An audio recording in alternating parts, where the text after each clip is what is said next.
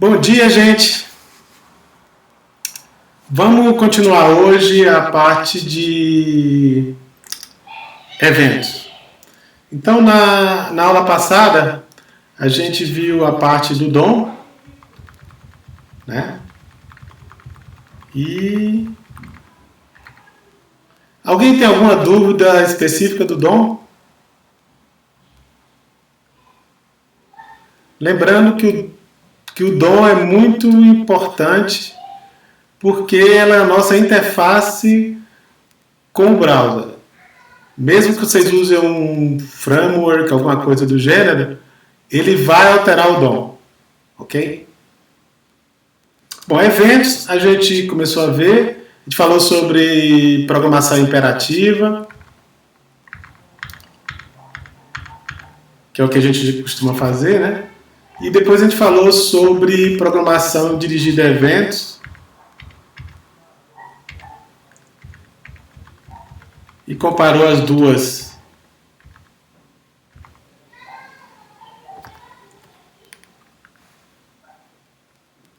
A gente falou sobre eventos, falei sobre o loop, né? E a gente falou sobre o loop de eventos do JavaScript. Lembrando que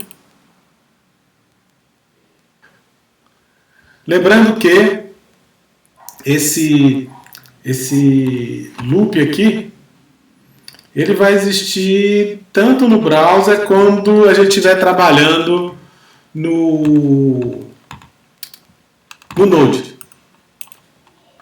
Certo? Lembrando que no Node a gente vai ter no Node a gente vai ter outros eventos aqui que não existem no browser. Por exemplo, leitura de arquivo e por aí vai, que esses eventos não existem no browser. Mas a estrutura continua a mesma, porque a gente está trabalhando com o básico do JavaScript. Ok?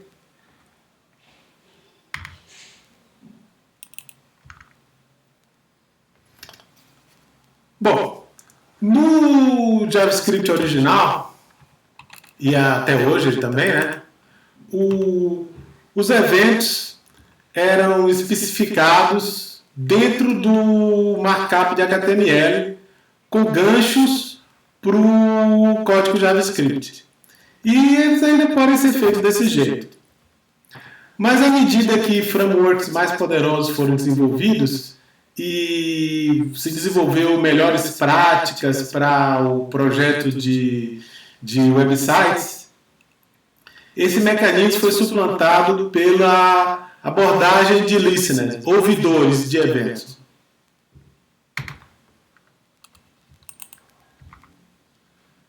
Aqui nessa primeira exemplo aqui, nós temos a técnica de você fazer o inline.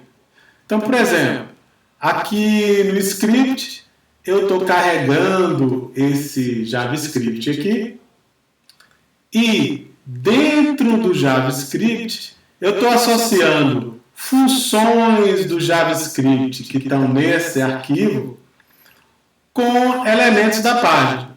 Aqui, por exemplo, eu estou associando a função validateThis para esse elemento aqui do form quando houver um evento onSubmit.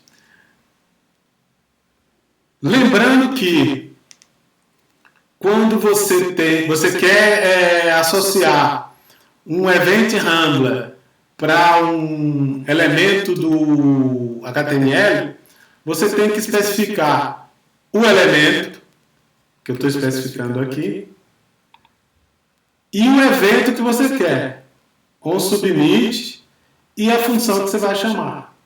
Então aqui eu estou fazendo as três coisas. O elemento é esse form, o evento é onSubmit e a função é validateThis.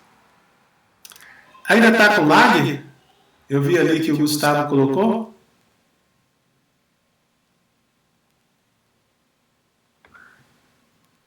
Não. Então não está com lag, né? Beleza, então. Aqui eu estou fazendo a mesma coisa para o input. Então, o elemento é o input, o evento é um hover, e estou jogando aqui a função que a hover diz. Aqui eu estou pegando um outro exemplo, um focus, no mesmo elemento, e chamando outra função. Aqui no e-mail a mesma coisa, e aqui no submit eu estou pegando um onClick. Quando você usa listeners, o negócio fica mais limpo. Você tem o script, eu simplesmente estou incluindo o script aqui, está aqui, e não tem nada aqui no form.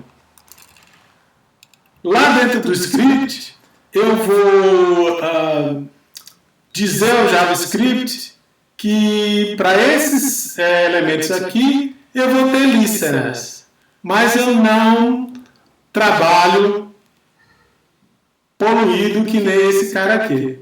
Então, nesse cara aqui eu estou misturando código JavaScript com o HTML. Por exemplo, aqui eu estou tendo um exemplo do inline. Então, aqui eu tenho essa tese de div. No exemplo, onClick, eu vou essa função alert hello. Note que o código para trabalhar com isso está dentro do HTML.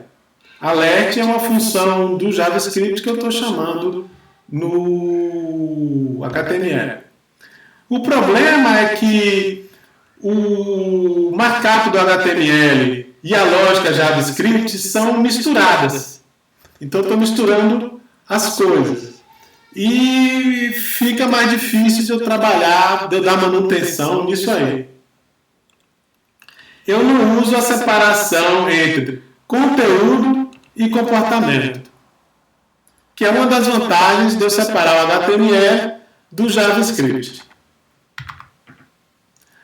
No listener. Bom, aqui nessa primeira listagem, eu já melhorei. Note que eu não estou colocando o onClick dentro do HTML. Então, dentro do JavaScript, eu usei o document getElementById pelo ID exemplo 1, para eu achar essa greeting box. Eu peguei esse nó do DOM e coloquei nessa variável. E nessa variável, eu chamei o onClick. E no onClick, eu chamei essa função alerta good morning. Então vai aparecer uma janelinha e vai aparecer bom dia. Mas isso ainda é o estilo antigo de registro. Aqui embaixo, eu estou usando listeners. Então, novamente, eu peguei o elemento que eu quero trabalhar, usando o getElementById, com o ID dele, e coloquei na variável greetingBox. Na variável greetingBox, eu adicionei um listener para o evento click e chamei a função alert. Então, o elemento que eu estou interessado, o evento que eu estou interessado e a função que eu quero executar.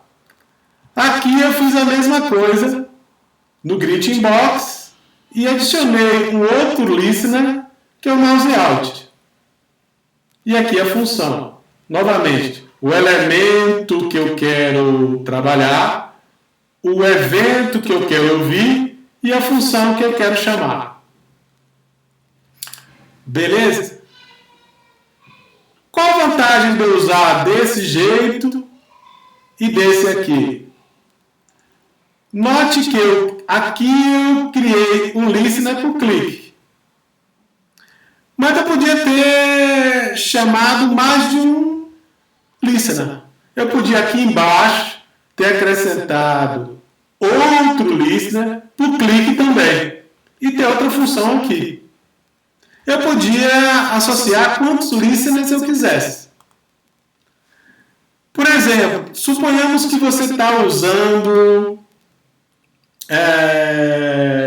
uma função pronta aqui para fazer alguma coisa quando você fizer clique. Se eu criar um outro listener aqui, para o clique, eu posso chamar uma função minha. E eu não preciso misturar as duas coisas. Então, ele vai chamar a minha função pronta, que eu estou usando talvez de uma biblioteca, vai fazer o efeito que eu quero, e depois ele vai chamar a minha função para fazer um efeito especial, que não está na biblioteca. Então eu posso adicionar quantos ouvidores eu quiser para o mesmo evento, no mesmo elemento, se eu quiser. Aqui só está o exemplo do IE8, né? Ainda bem que a gente não tem mais que dar suporte ao IE, ao Internet Explorer, onde simplesmente ele muda o nome aqui do método de Add Event Listener para Attach Event. Para aí você ver por que o pessoal não gostava muito do IE.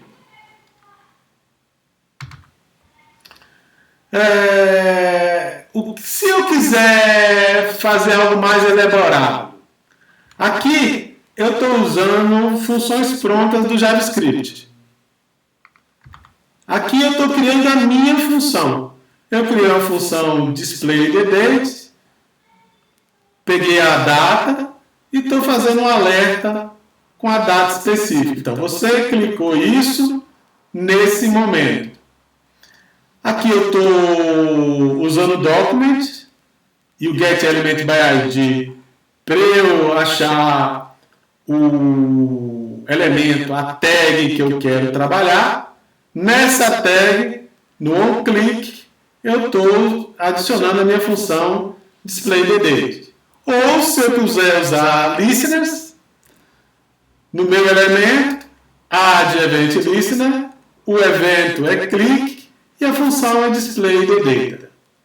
Aqui eu posso ter a função complicada que eu quiser, né? Eu posso fazer um bocado de coisa e quando você tiver o clique, essa função é chamada. Só lembrando que, se você demorar demais dentro dessa função, o usuário vai perceber. Porque enquanto você está tratando um evento, sua interface fica congelada. Se ele clicar lá, nada vai acontecer. Então, essa função aqui deve ser rápida o suficiente para o usuário não perceber o congelamento da sua interface. Beleza? Bom, uma maneira alternativa é você usar funções anônimas, né? Aqui, por exemplo, de novo, usei no document a função getElementById para achar o elemento que eu quero trabalhar com o ID dele. E aqui no onClick, eu criei uma função anônima, function, e aí o date, o click, blá blá blá. O uso ou não de uma função anônima vai depender do seu código. Se essa função aqui só vai ser usada nesse elemento, nesse evento, vale a pena você usar uma função anônima. Se ela vai ser reusada, não vale a pena, é melhor você criar uma função com nome. Bom, independente do tipo que você vai encontrar, eles todos são objetos JavaScript que representam eventos do DOM. E os eventos, os handlers de eventos que você associar com eles, pode acessar e manipular esses eventos. Então você vai ter acesso ao evento que foi gerado. E você pode ler informações dele, como mudar coisas que ele faz. Tipicamente, quando a gente vai usar esses eventos, a gente usa um parâmetro chamado E. Na verdade, você pode dar qualquer nome que você quiser, mas é uma convenção que o pessoal usa E. Então, por exemplo, aqui eu tenho uma função que é algum handler, e eu tenho o E aqui, e eu posso ler informação do evento, e eu posso também modificar campos do evento. Pergunta. Nessa função aqui que a gente usou, a gente não usou o evento. A gente não estava interessado no evento. Então, o que aconteceu com o JavaScript? O que aconteceu com esse evento? Esse objeto JavaScript que representa o evento. E aí, gente?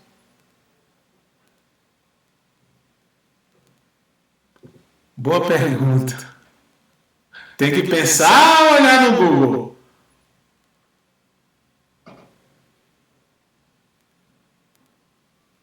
Digita mais rápido no Google. E aí, gente? Lembram que eu falei de funções em JavaScript? O que eu falei sobre os parâmetros dela?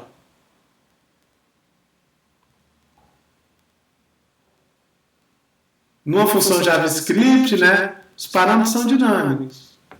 Então, o browser pode jogar os parâmetros que ele quiser aqui dentro. Certo? Então, ele vai sempre jogar para você o evento. Um objeto JavaScript que representa o evento. No caso de uma função como essa, que eu não declarei nada, se eu quisesse ver esse objeto evento, como é que eu faria? Lembra? Display? Não, tem uma variável que toda função JavaScript tem e que chama arguments. Arguments é uma lista com todos os argumentos que foram passados para essa função. Ela tenha declarado ou não. Então, nesse arguments, vão ter todos os argumentos sendo passados no runtime. Eu posso chamar essa função com um grupo de argumentos e chamar ela de novo com outro grupo de argumentos. Aqui no caso, se eu usar o arguments, o primeiro argument da lista vai ser o evento. Ok? Nesse caso, eu não estou usando ele e eu não estou interessado. Aqui eu estou. Eu botei o E aqui e o JavaScript vai botar esse objeto que representa o evento nesse E. Bom, o que é que esse evento pode ter? Por exemplo, ele vai ter o campo bubbles. Né? Se a propriedade bubbles de um elemento é verdadeira, então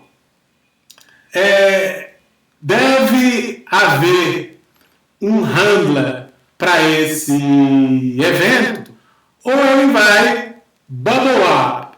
Bubble up quer dizer, é uma bolha, ele vai subir na hierarquia de elementos. Então ele vai ser passado para o pai desse elemento. E pode disparar um outro event handler no pai dele. A gente vai ver como é que esse bubbling funciona mais adiante. Mas esse evento vai ser passado para o elemento pai do elemento que você está. E vai subir na hierarquia. Se esse evento é cancelable, é uma propriedade que vai indicar se eu posso cancelar ou não esse evento.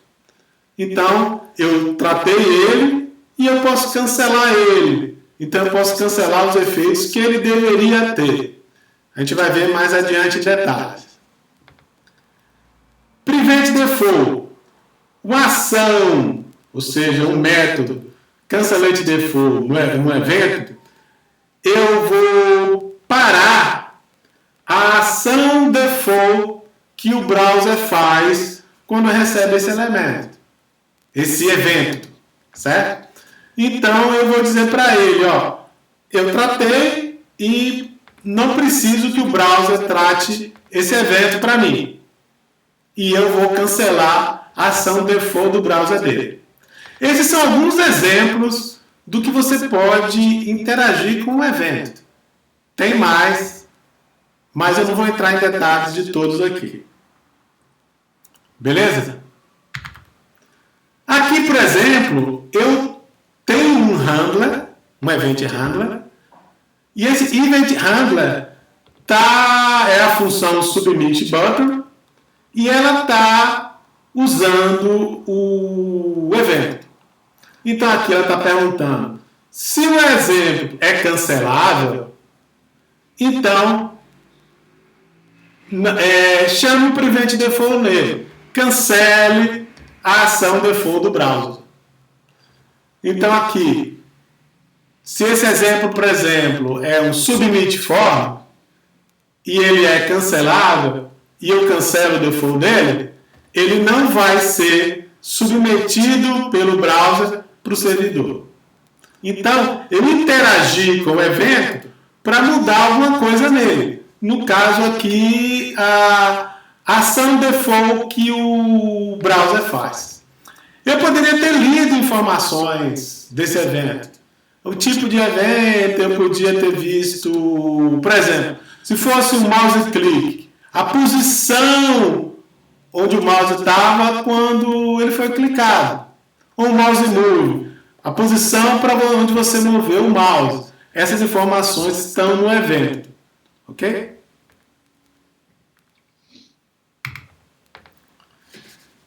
Tem vários tipos e classes de eventos que você pode ter. E essas classes e os tipos de eventos são definidos pelo WTC. Faz parte do padrão do JavaScript.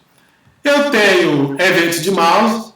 O mouse entrou num elemento, o mouse saiu, clicou no elemento e por aí vai. Eu tenho eventos de teclado. Então, enquanto você estava nesse elemento, o usuário apertou uma tecla. E aí eu vou ter os eventos. Eventos de formulário. Então, no formulário eu posso ter vários campos, botões, campos de texto e tudo mais. E se acontecer eventos nesses elementos, eu vou ter um evento de formulário. E eventos de frame. O frame é a janela onde você está. Então, pode haver, por exemplo, eu mudei o tamanho da janela. Então, é um evento de forma. Só um minutinho.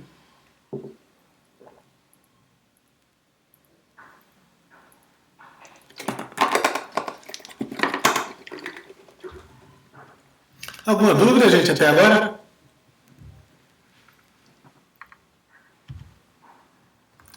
Bom, os mouse eventos. Os eventos de mouse. On click, ou seja, o mouse foi clicado dentro de um elemento. On double click, o mouse recebeu um double click dentro de um evento, dentro de um elemento, não no evento. On mouse down, o mouse foi pressionado, ou seja, eu apertei ele, simplesmente. On mouse up, eu soltei o botão do mouse. Então, quando você dá um clique, você vai ter o mouse down, o mouse click e o mouse botão release. Ok? O mouse moveu dentro de um elemento, você não foi clicado. Então, eu cheguei aqui, entrei no elemento, movi o mouse, eu tenho esse mouse over. Ou seja, ele moveu um certo limite, né? Então eu estou aqui, eu mexi o mouse sobre o elemento, mouse over. Mouse out, o mouse saiu do elemento. Então, eu entrei nesse elemento aqui do description, saí do elemento description, eu tenho o mouse out. E o mouse move, o mouse moveu enquanto estava sobre o elemento. Então, eu estou aqui nesse elemento description, eu entrei com o mouse, eu já tenho o mouse move. O mouse moveu aqui, moveu de novo, moveu de novo, moveu de novo. Para que alguém pode ter interesse nesse evento? talvez eu fiz um programa JavaScript onde eu desenho sobre um canvas, por exemplo. Então eu estou interessado, toda vez que o mouse move, eu desenhar uma linha. Então eu estou interessado nesse mouse move aqui. Toda vez que eu tiver esse evento, eu vejo para onde o mouse moveu. Dentro do evento, eu posso pegar as coordenadas do mouse. E aí, toda vez que você mexe, eu crio uma linha. Bom, vamos ver o que tem mais. Os eventos de keyboard. Então, enquanto você está naquele elemento, enquanto aquele elemento tem o foco, né? Lembra que o foco é o elemento que está ativo.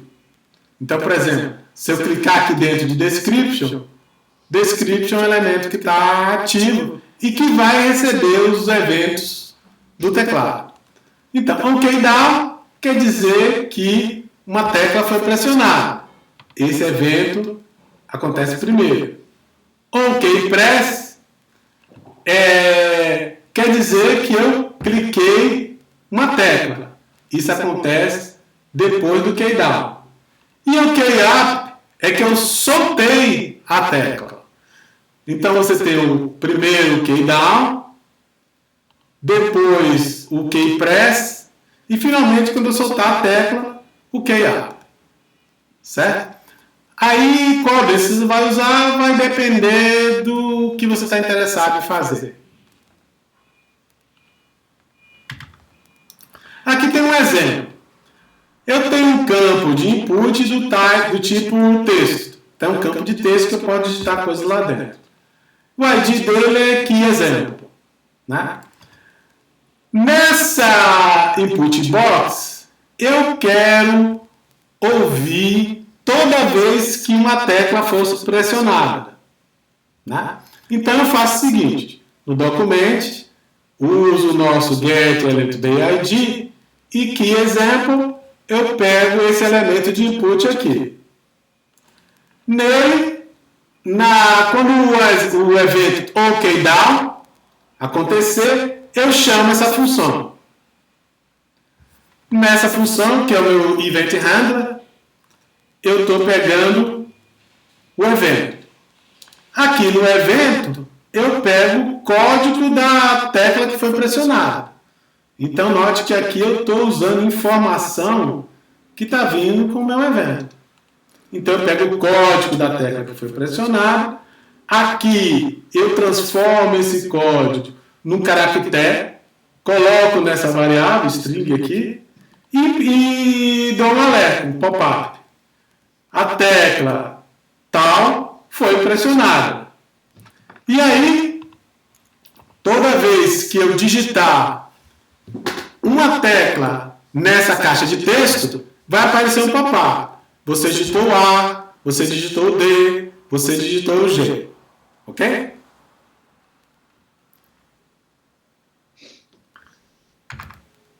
Eventos de formulário. Então, no formulário, você tem o blue. Isso quer dizer que seu elemento perdeu o foco. Se isso aqui é um formulário vai ter vários campos de interface dentro dele. Se vocês olharem aqui, ó, isso aqui é um formulário. Então, desse formulário, eu vou ter vários elementos de uma interface.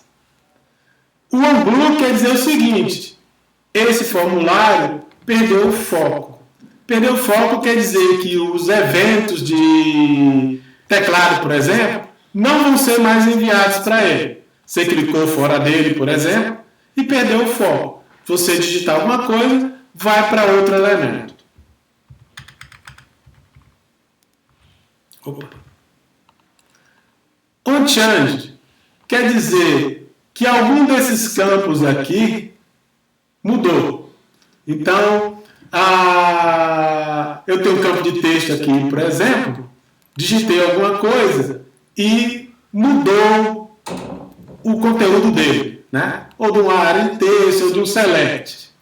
E isso quer dizer que que o usuário digitou alguma coisa ou selecionou uma nova escolha se eu tenho um select, por exemplo. E, por exemplo, eu posso querer ler esse valor novamente. Ele mudou, eu quero saber para que ele mudou. Ou false. Esse é complementar um blur. Quer dizer que o elemento ganhou foco. Então, por exemplo, uma caixa de texto, uma área de texto ganhou foco.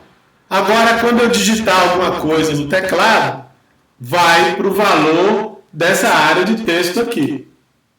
Né? E eu posso querer saber que isso aconteceu. Olha, aquela área de texto agora tem um foco. Quando alguém digitar, vai para ela. Reset. Os formulários HTML têm a habilidade de ser resetados. Quando eu dou um reset, todos os valores dentro dele são resetados. Então, por exemplo, se eu tiver um campo de texto, ele apaga. Se eu tiver um campo onde eu fiz uma escolha, essa escolha some. Então, eu reseto todo esse formulário e tudo fica em branco.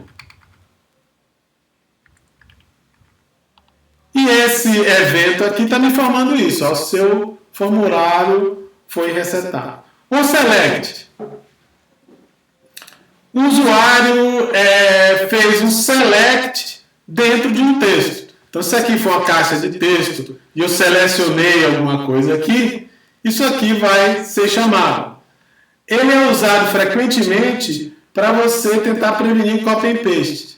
Você já deve ter ido em algum site de jornal e você tentou fazer um copy and paste para mandar o texto da notícia para alguém e ele bloqueou isso e disse para você que não pode, que você tem que mandar o link da página da notícia e por aí vai. Isso foi através de um onSelect.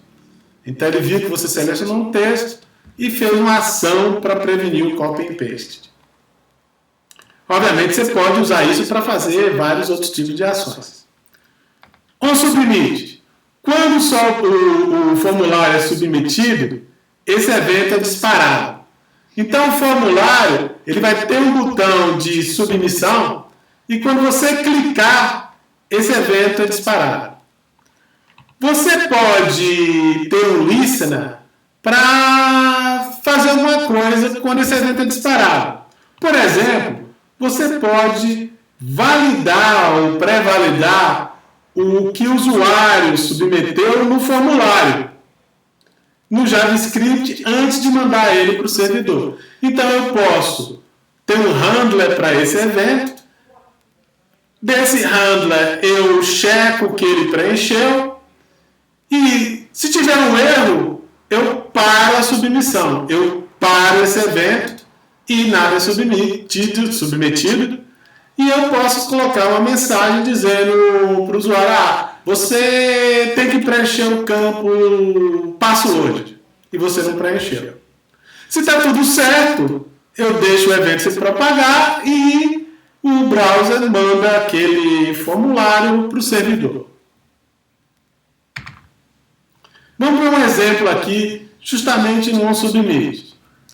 De novo, tem o document, getElementById, e eu tenho um formulário de login, que o ID dele é login form. No evento onSubmit, eu chamo essa função anônima. Nessa função, eu tenho aqui o evento, que foi disparado, e aqui, dentro dessa função, eu uso document getElementById e o ID PW. Esse ID PW é o campo de password desse formulário. Então, se eu pegar o value dele, eu vou pegar o que você digitou nesse campo. Aí eu pergunto, o password, esse campo está vazio? Se tiver, eu dou um alerta para o usuário, vai aparecer um pop-up, e ele vai dizer, entre um password. Depois que ele fechar esse alerta, no evento, eu chamo o método Prevent Default. Isso quer dizer que a ação default do browser para esse evento não vai ser executada. Como esse evento é um submit, o default do browser seria mandar o formulário para o servidor. Isso não vai acontecer, porque eu chamei o Prevent Default. E o usuário vai continuar lá dentro do formulário. E pode ir lá e colocar o password dele. Se ele fizer isso e submeter novamente, eu chamo essa função de novo, pego o campo do password, ele não vai estar vazio e eu continuo. E esse evento vai chegar no browser e o browser vai postar o conteúdo desse formulário no servidor e o processamento continua. Beleza? Frame Events. Os eventos de frame.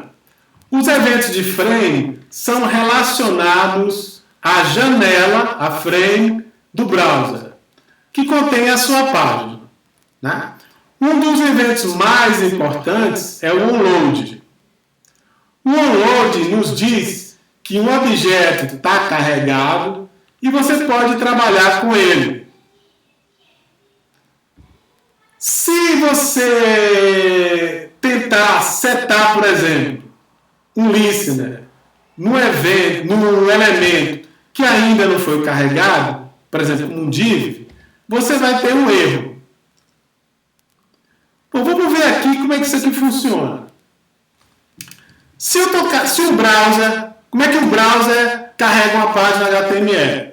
Eu vou ter o link, eu vou chamar o meu arquivo HTML, vou carregar o arquivo HTML para o meu browser, vou gerar o DOM dele e vou começar a mostrar esse DOM. Se tiver uma figura nesse HTML, eu vou fazer outra chamada e vou trazer essa figura. Se houver código, se eu estou incluindo um arquivo JavaScript, eu vou chamar esse arquivo JavaScript e colocar na minha página. Isso demora um certo tempo. E o seu browser vai estar buscando esses arquivos para fazer a renderização da sua página. Durante esse tempo, para o seu usuário não ficar vendo uma página em branco, o browser começa a renderizar a sua página HTML. Se a sua rede é um pouco lenta ou ele tem que carregar muitos arquivos para renderizar a sua página, você vai ver sua página lá evoluindo. Ele vai aparecer algum texto, depois vai aparecer uma figura, talvez apareça uma outra figura e ele reorganiza a sua página. Durante esse tempo, o seu DOM está modificando. E alguns dos elementos do DOM podem não estar prontos ainda. Podem não estar dentro desse seu DOM. E quando esse processo acontece, sua página muda, até que finalmente acabou. Você carregou tudo, você renderizou tudo e sua página está pronta. Quando isso acontece, você tem esse exemplo onload na sua janela. Note que esse evento é um evento da janela, não é um exemplo do documento, do DOM.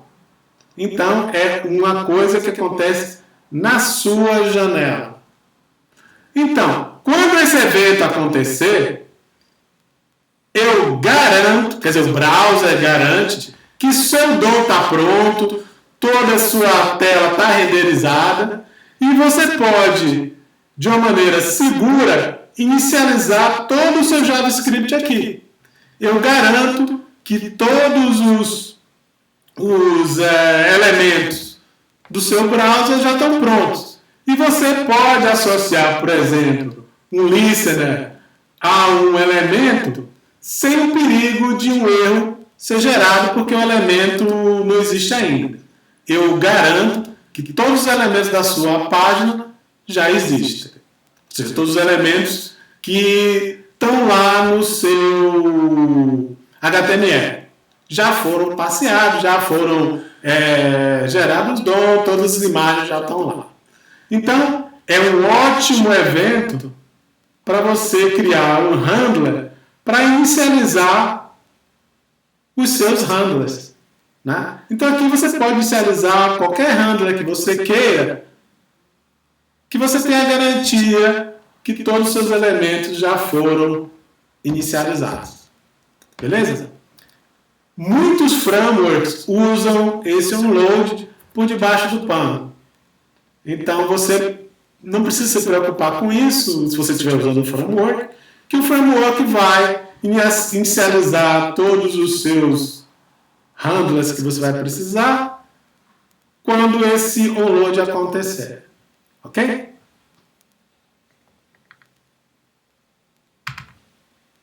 Bom, que tipo de evento você pode ter no frame? On-abort, ou seja, o seu objeto parou de carregar. Por exemplo, se a sua página está carregando e alguém apertou um escape, né? Isso é o default do browser parar o seu carregamento. Então você pode usar um on-abort. Ou um erro que o seu objeto ou imagem não carregou de maneira apropriada. Então, tinha uma imagem em um outro site, você tentou carregar a imagem e o site está fora do ar. Onload quer dizer que o documento, o objeto, foi carregado. Certo? Onload no Windows quer dizer que tudo foi carregado. Um onload no seu document quer dizer que seu documento HTML já foi carregado. Talvez ele tenha alguma imagem que ainda não foi carregada, mas o documento já foi. Um resize, que o documento viu, recebeu um resize, mudou de tamanho. Por exemplo, eu posso ter o meu browser aqui, eu peguei e mudei o tamanho da janela do browser.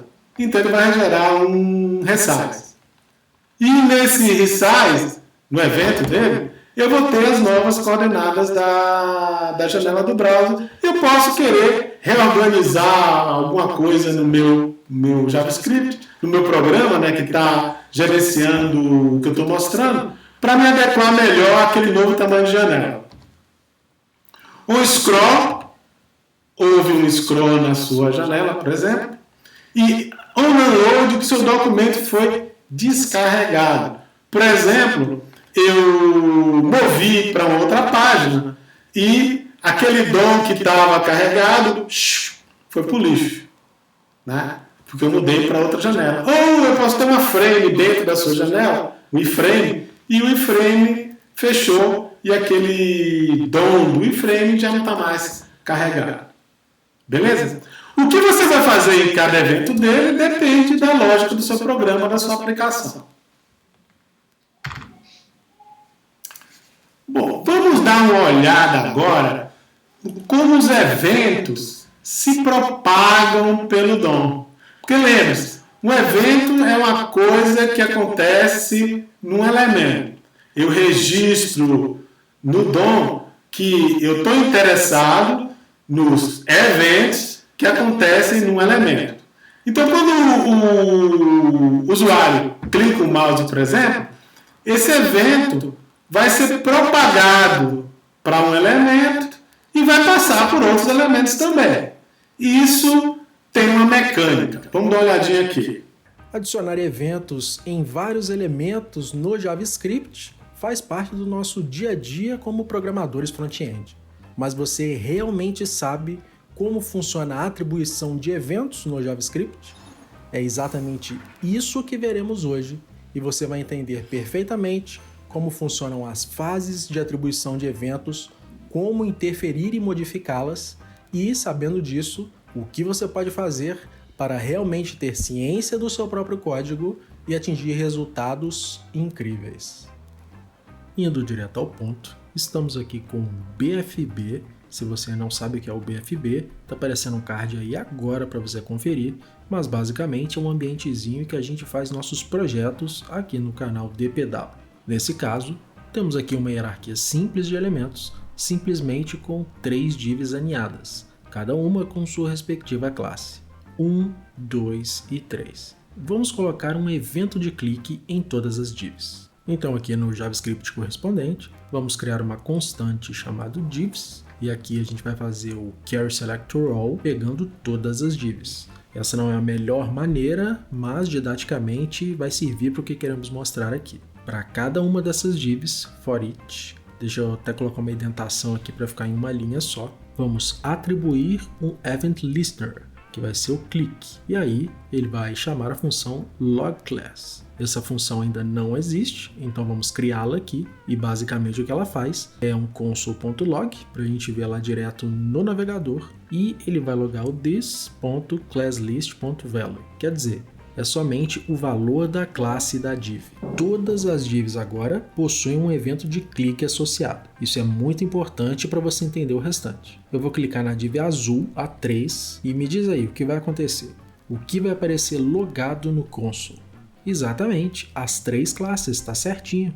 Para quem não entendeu o que acabou de acontecer, nesse ponto é preciso explicar como as coisas realmente funcionam quando um evento é disparado. Por padrão, o evento click, assim como quase todos os outros eventos de JavaScript, não acontece exatamente a partir do elemento que foi clicado. Ao invés disso, o evento começa no nó root, no caso window, e vai descendo por toda a hierarquia até chegar no elemento em questão. Essa é a chamada fase de captura, ou fase 1. Nisso que ele vai passando por cada um dos elementos da hierarquia, caso haja algum evento do mesmo tipo, respectivamente associado, esse evento será disparado. Aí, depois de percorrer todo esse caminho e finalmente encontrar o target, você acha que ele para? Não. Ele faz o caminho inverso pela mesma hierarquia até retornar ao elemento root, o window. Esse retorno é a chamada fase 2, mais conhecida como fase de bubbling. Sei lá como traduz isso, talvez seja borbulhar. Imagina uma bolinha de sabão, o que ela faz? Ela bubbles, alguma coisa desse tipo.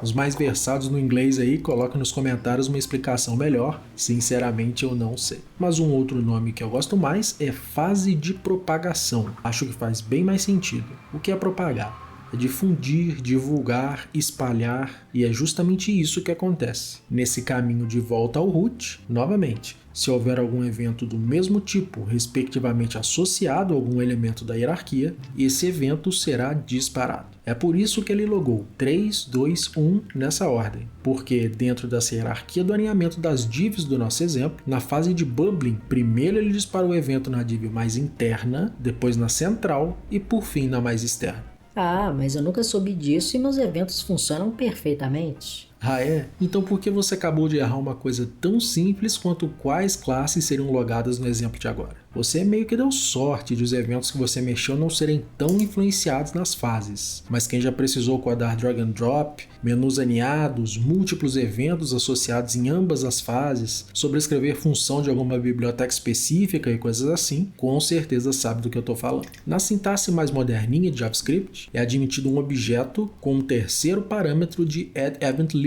para mais opções relacionadas a esse listener. Então, vamos colocar o objeto aqui, e uma dessas opções é CaptureTrue. Essa opção significa que se está querendo trabalhar com o evento na fase de captura. Então, se agora clicarmos na div azul, ele vai logar 1, 2 e 3, pegando na hierarquia o elemento mais externo para o mais interno.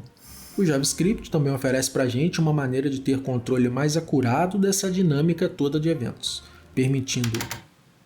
Vocês viram que ele escolheu, né? Na primeira vez ele capturou na fase de bubbling, ou seja, ele disparou os eventos na fase de bubbling, e agora ele disparou na fase de capture.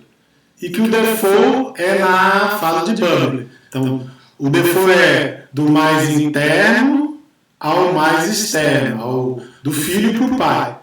Se você fizer o capture true, ele vai fazer o contrário, do mais externo para o mais interno. Então, primeiro dispara nos pais e depois nos filhos.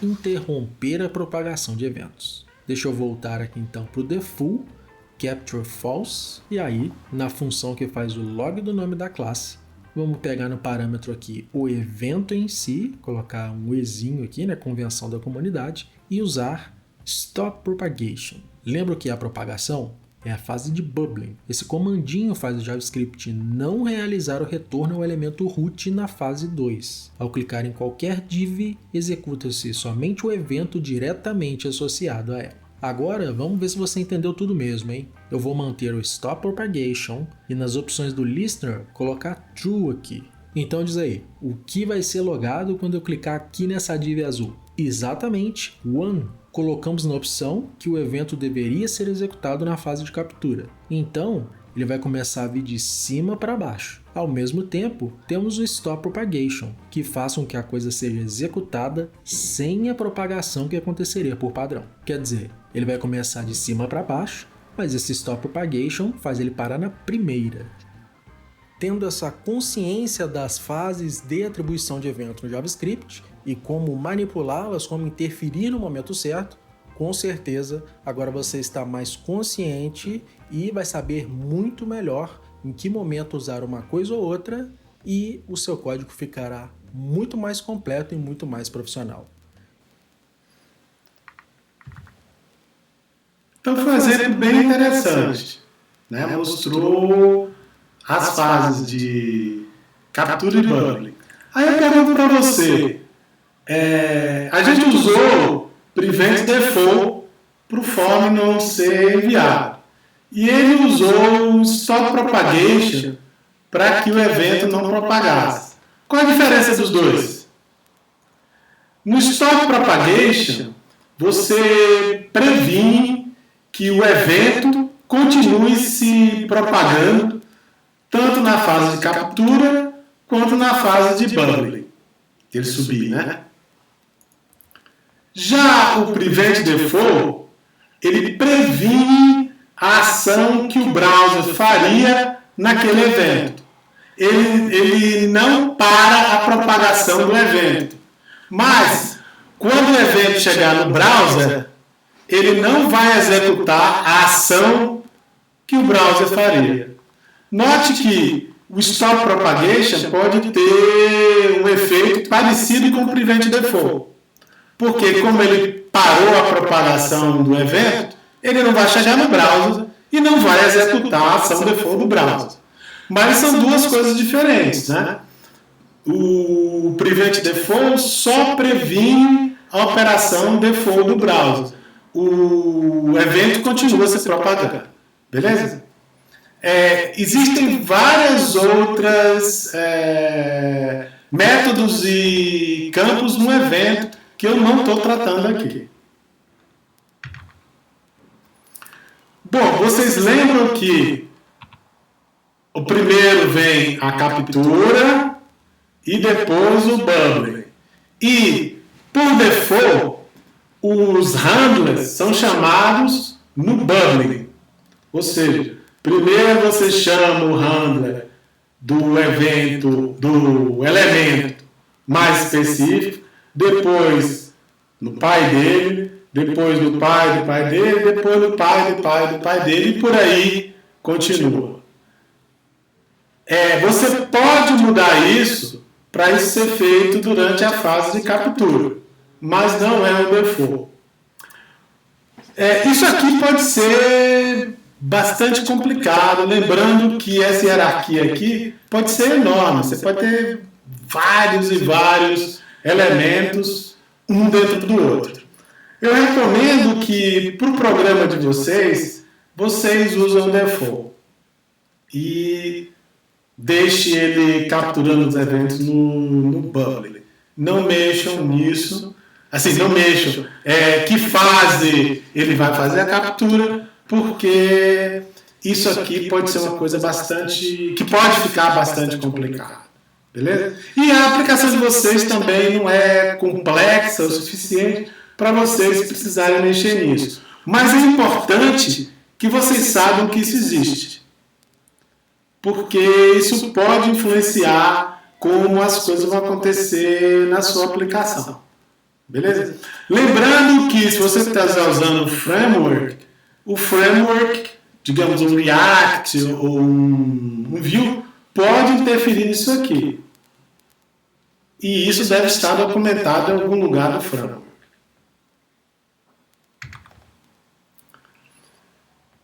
Quando você tem uma aplicação Manpage Application, você vai usar os elementos do formulário como elementos da sua interface. E não necessariamente aqui você vai ter um send. Você pode não ter send nenhum aqui. E você vai usar os elementos da interface como elementos da sua aplicação, da interface da sua aplicação. E você vai registrar eventos aqui nessa interface para fazer a sua funcionalidade.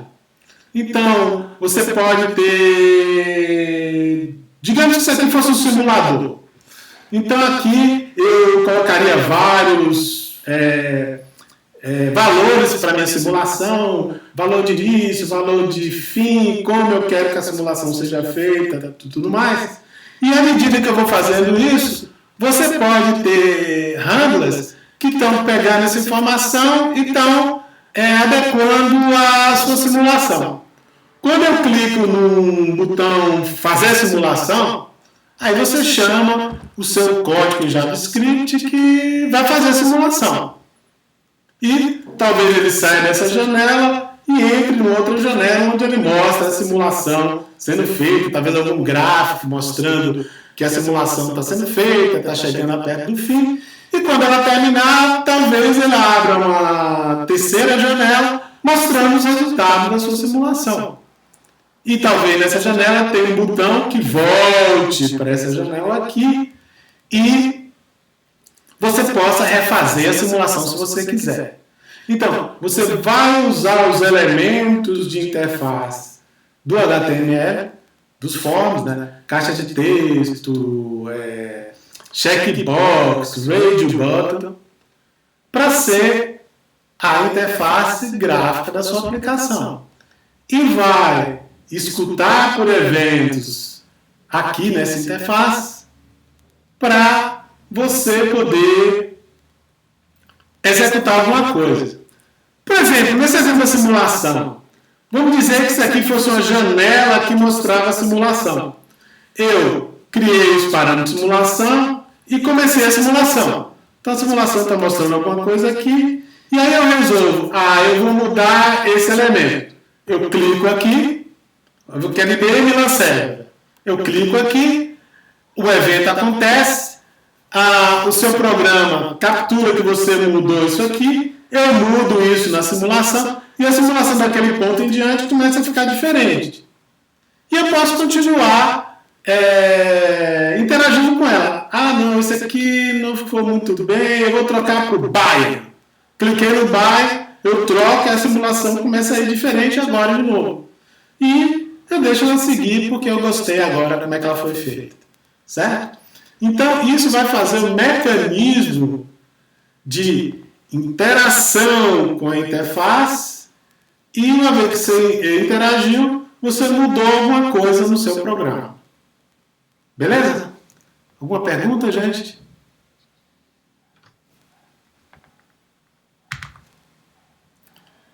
Lembrando que essa interface aqui vai se refletir numa determinada árvore DOM e nessa árvore DOM você vai ter que colocar os eventos nos elementos que você tem interesse. Ok? E se você quiser mudar a interface, você pode alterar coisas na árvore DOM. Por exemplo, sua interface pode ter duas janelas. Duas tabs, né? E aí eu posso ter um conjunto aqui de elementos que mostram a tab 1 e um outro conjunto aqui que mostra a tab 2. E eu posso mudar de uma para outra. Eu posso dar um comando aqui que ele não mostra o que está embaixo desse P e aquilo não aparece na tela e ele mostra o que está embaixo do L. Eu mudei alguma coisa, eu quero voltar para outra tab, eu torno o L invisível e torno a P visível. E a P começa a ser mostrada. Isso é uma possibilidade de eu variar entre duas tabs. Se vocês usarem algum framework, como o Vue, por exemplo, isso é feito por debaixo do pano pelo framework. Ele te ajuda a implementar essa mudança né, entre um tipo de interface e um tipo de outro. Pode ser, por exemplo, entre uma tab e outra tab. E ele vai cuidar disso por debaixo do pano. Mas, mesmo o framework, ele vai estar interagindo com o DOM sempre. Tem frameworks que têm determinadas estratégias com DOM, tem outros que têm outros. O React é famoso pela estratégia que ele adota para mudar o DOM. É uma estratégia mais rápida, mais eficiente. Alguns frameworks usam outras estratégias, alguns copiaram do React, também usam do React, e por aí vai. Na aplicação que vocês vão fazer no trabalho, ele é simples o suficiente para que, se você quiser, você não use nenhum framework. Mas existem frameworks que são fáceis de aprender e facilitam a sua vida bastante para que seja interessante usar. Isso vai ficar a gosto do freguês, ao gosto de vocês. Beleza? Alguma pergunta? Ele fala aqui de formas, mas basicamente eles falam aqui sobre validação de forma, que é a coisa básica que o JavaScript sempre fez. E ele mostra aqui, por exemplo, o exemplo de você ter um form, peguei ele pelo getElementById, e na submissão eu chamo uma função que checa vários campos do form. Então ele checa se esse valor é vazio, se ele for vazio, ele não deixa você submeter e dar um alerta. Existem hoje várias bibliotecas que fazem isso para você. E elas vão permitir que você especifique o que cada campo desse deve ter. E se o usuário não colocar o valor que você espera, elas já geram todo esse display aqui.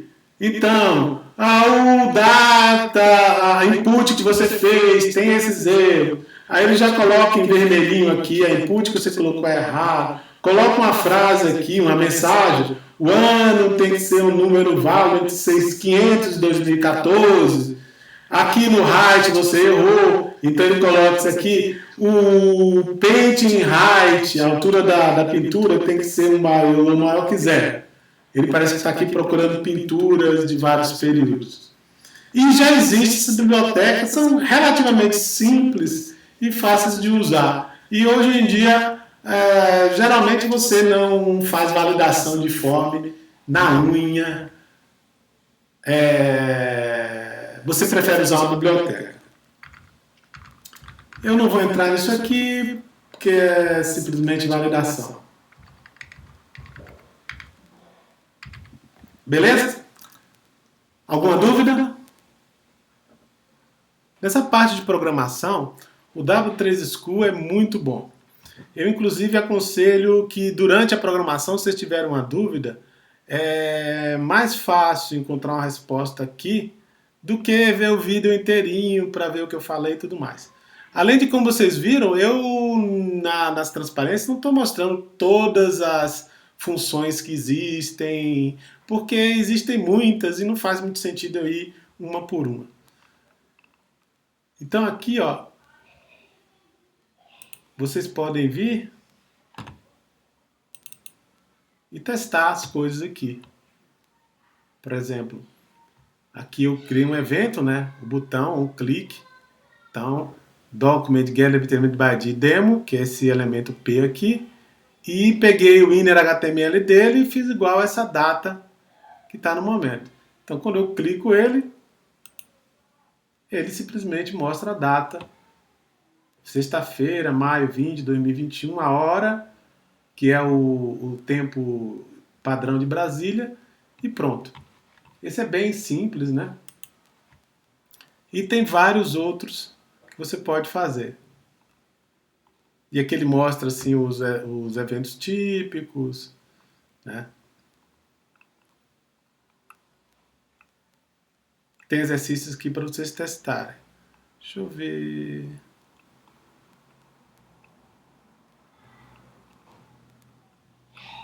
Tem uma parte aqui só com forms.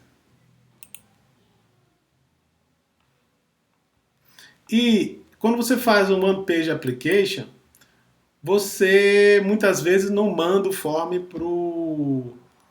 pro servidor. O form, em vez de ser um formulário, passa a ser sua interface gráfica. E aí você vai capturando o que acontece nos campos e vai fazendo alguma coisa com isso. Aqui simplesmente ele está colocando aqui um campo, está submetendo ele para lá. E aqui no onClick, no submit, no myFunction, ele está testando se você realmente colocou um texto, um número, aliás, e tá... era entre 1 e 10. Tá 4. E aí ele está testando aqui